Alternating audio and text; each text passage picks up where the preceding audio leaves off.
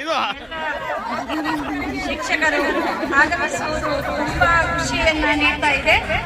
ಎಲ್ಲ ಮಹಿಳಾ ಟೀಚರ್ಗಳು ತಮ್ಮ ಎಡಕ್ಕೆ ವೇದಿಕೆ ಎಡಗಡೆ ಕುತ್ಕೋಬೇಕು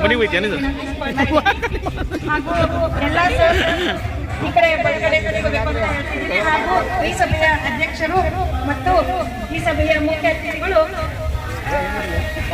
ವೇದಿಕೆಯನ್ನ ಅಲಂಕರಿಸಬೇಕು ಅಂತ ಹೇಳಿ ತಮಗೆಲ್ಲರಿಗೂ ಹೇಳ್ತಾ ಇದ್ದೀವಿ.